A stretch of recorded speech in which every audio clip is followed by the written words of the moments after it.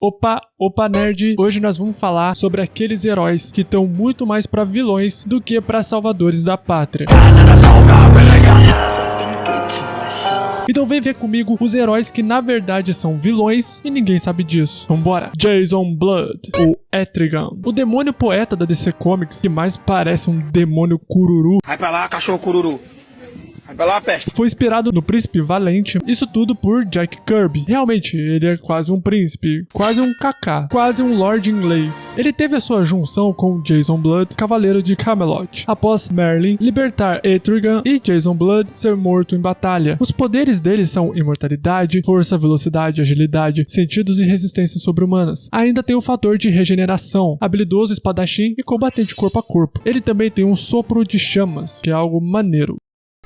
Normalmente, Etrigan é confundido com um vilão por ter essa aparência demoníaca, por mais que ele tenha tido mais atitudes heróicas nos quadrinhos conforme o desenrolar da história dele. Ele é tipo a Inês Brasil. Por parecer um demônio, todo mundo acha que é do mal, mas na verdade é a heroína que o Brasil precisa. Etrigan, como eu já tinha dito, ele foi aprisionado no corpo de Jason Blood por Merlin. Merlin, que é meio-irmão de Etrigan. Isso mesmo, algum demônio enrabou outro humano. É algo recorrente na DC, a promiscuidade entre anjos e humanos, algo que eu também considero bem top. Jason Blood é imortal, o que o faz considerar isso uma maldição injusta, pois ele era um cavaleiro e queria ter tido uma morte honrosa igual seus antepassados. Dessa forma, ele reside em Gotham como um demonologista famoso, o que também fez com que ele e o Batman fizessem várias histórias juntos. Frank Castle, o Justiceiro. Após voltar do exército com diversos traumas pós-guerra, Frank Castle ainda vê o governo e seu amigo de farda conspirarem para tirar a sua vida e a da sua família. Tudo isso em um passeio tranquilo no Central Park, onde ele buscava esquecer do horror da guerra. Após sobreviver, o que não podemos dizer o mesmo da família dele, F no chat aí, galerinha, Frank Castle busca vingança contra aqueles que fizeram isso com a vida que ele buscava ter, ou seja, uma vida de paz. Muitas das atitudes do Justiceiro são consideradas de vilão. Inclusive na série do Demolidor na Netflix, eles abordam bem a psique do Frank Castle, que é um homem completamente quebrado, depressivo, já desde antes da perda da família. Caralho, cachorro, cala a boca, filho. Tá latindo em que, animal? E com o acontecimento, aflorou nele esse instinto assassino. Por isso é tão difícil considerar ele um herói. Mas nem por isso ele fez algo de ruim pra pessoas boas. Ele é uma máquina de cometer homicídios contra mafiosos e bandidos. Tudo em prol de duas coisas: vingança e redenção. O Justiceiro é um dos meus personagens favoritos. Tem uma HQ, inclusive, que é a que eu mais li, que simplesmente a família do Frank é morta por causa de um confronto entre os Vingadores e os X-Men. Adivinha o que aconteceu? Isso mesmo, o homem liquida todos os heróis, descobrindo quais são os seus pontos fracos e atacando no momento certo. O Justiceiro foi baseado no vigilante ficcional Mike Bolan, o protagonista de The Executioner, cuja popular série de livros de ação e aventura começou em 1969. Isso mesmo, 69. Robert Reynolds, o Sentinela, o Guardião Dourado da Marvel, tem 3 origens, a qual eu vou focar naquela que mais faz sentido. Eu que sei, beleza? Foda-se. Grossa meu pau! Robert Reynolds era um jovem muito magro e que sofria bullying pesado na escola em que estudava. Quando foi trabalhar em um laboratório com um cientista, lá ele descobriu que o instrutor com quem trabalhava junto estava fazendo experimentos com o super soro que fez parte do projeto Capitão América. Sem pensar 2 vezes, o moleque foi lá e deu um golão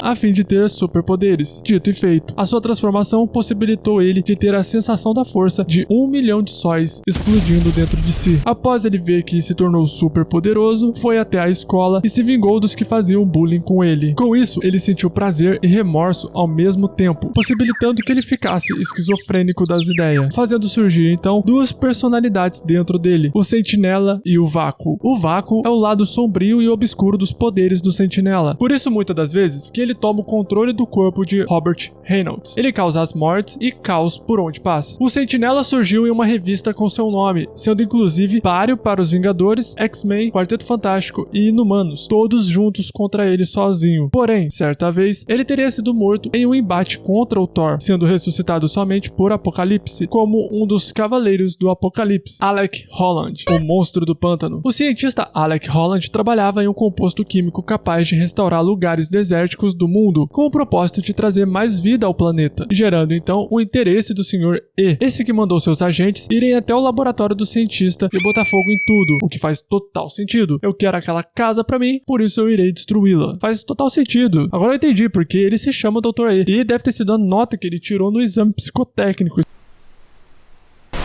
Esse filho de uma do burro animal vadio depravado. Enfim, Alec Holland em chamas e coberto pela fórmula se joga dentro das águas do pântano para apagar o fogo. Após isso, emerge das profundezas da lagoa do Zé Jacaré um monstro enorme e musculoso, denominado Monstro do Pântano. As pessoas configuram ele como vilão muito por causa da sua aparência e por também sempre dizer que a raça humana é aquela que mais destrói a natureza e menos se importa com o planeta. Crítica adquirida com sucesso, meu bom John Constantine. O bruxo mais poderoso da DC. Lógico que depois da Zatanna, John Constantine teve a sua primeira aparição nas histórias do Monstro do Pântano, onde desde a sua adolescência já estava inserido em fazer umas bruxarias por aí. Tudo pelo seu estilo e por acreditar que somente com a magia negra poderia modificar a realidade. Rockstar, britânico, vigarista e mago ocultista. Constantine tenta manter a humanidade a salvo de ambas as forças demoníacas e celestiais. O que não é bem a verdade, porque ele é alguém que é capaz de passar por cima de qualquer um só para poder realizar aquilo que ele quer. Algumas das atitudes tomadas pelo doidão aí, por estar cercado de demônios e fantasmas, o fazem ser um cara perturbado o tempo todo. Também já foram abordados assuntos muito cabulosos que giram em torno de John Constantine. Assuntos como os massacres nas escolas, a disseminação crescente do HIV, a ascensão dos Yups e de grupos de skinheads durante os anos 80. Charles Xavier, o Professor Xavier. Talvez agora o que seja o mais polêmico entre todos dessa lista. O Professor Xavier, na verdade, é um vilão? Isso não é tão simples quanto parece. O careca cadeirante mais cabeçudo dos quadrinhos sempre teve uma história nebulosa. Primeiro, pelo fato de haver uma paixão platônica entre ele e a Jean Grey já nas primeiras histórias do X-Men. Essa que era menor de idade, enquanto ele já era um velho. O que faz a gente já ficar tipo, cara, mas que porra é essa, marreco? E sem dizer o poder que ele possui de influenciar a vida das pessoas. Ele entra na sua mente e faz você ser aquilo que você não é. O cara é tipo uma blogueira de Instagram, ou uma dançarina do TikTok, ou até pior, um monarca. Enfim, o que importa é que nas recentes histórias dos mutantes, nos foi apresentado que tanto o Professor Xavier quanto o Magneto são os vilões da trama mutante na Marvel, principalmente quando você analisa o contexto. A Moira, personagem que faz a careca do Professor Xavier ficar de pé sem precisar de nenhum apoio, descobre que ela é uma mutante que tem como habilidade a reencarnação, ou seja, ela é capaz de viver uma vida inteira, morrer e reencarnar com o mesmo conhecimento que ela tinha antes da morte, sendo assim uma pessoa fundamental para diminuir os riscos de haver uma eventual extinção do gene X. Logo, ela vai até o Professor Xavier e o alerta que a única forma de manter os mutantes vivos é se unindo ao Magneto. O pedido desse feito com tanto carinho pela cuidadora de idoso, obviamente que ele ia acatar. Assim então, eles formam a Ilha Mutante, onde lá eles unem a capacidade do cérebro e de outros 5 mutantes, ou 4 mutantes, eu não lembro bem, a fim de ressuscitar qualquer mutante que tenha sido morto, principalmente após a Wanda, filha do Magneto, decretar a extinção da raça dela. E vai uma observação aqui, ela realmente faz. Sozinha, liquida com os possíveis mutantes em potencial do mundo, sobrando bem poucos. Voltando ao assunto, esse fato dele ser capaz de obter dados dos outros mutantes no cérebro faz dele mais do que um mero professor, mas também alguém ardiloso e minucioso, capaz de armazenar aquilo tudo que possa ser suficiente para sustentar seu ego do mutante mais importante da face da Terra. Sem dizer que em certo momento, Eric, ou seja, o Magneto, e o Professor Xavier dispensam a Moira, falando que ela não é mais necessária. Porra, cara, foi a mulher que viveu 10 vidas pra poder ajudar esses dois ingratos de merda a montar essa ilha aí, mano. A mina viveu 10 vidas, cara. Você tem noção o quanto isso é um sacrifício? Pô, eu tô vivendo uma e eu já não aguento mais. Bom, eu acho que o fim da raça mutante está diretamente ligado ao Professor Xavier e o seu ego fudidamente gigante em se considerar o dono do gene X. Pergunta nada a ver de hoje. Aquela pergunta que faz você quebrar a sua cadeira de rodas só pra não ter que ir pra frente do computador e não ter que respondê-la. Se você tá vendo isso no celular, você se fudeu. Vai ter que responder. E a pergunta de hoje é a seguinte: qual é o herói que tem mais atitudes de vilão que você conhece? Deixa aqui nos comentários. Eu acredito que o maior herói com atitude de vilão seja o Professor Xavier. Sei lá, eu acho que ele é o clássico cara que coloca tudo a perder sempre. Principalmente por esse jeito arrogante dele se colocar como um mutante perfeito. Mas essa é só a minha opinião. Eu quero saber a sua. Então comente aqui o que tu acha. Inclusive, deixa o seu like e se inscreva no canal. Na moral, mano, deixa a sua inscrição aí, pô. Você é muito importante aqui pra Nerdolândia, velho. E me segue no Instagram também. Lá eu posto umas bobeiras do mundo nerd. Até porque o lance é ser feliz, né? Eu vou ficando por aqui e falou!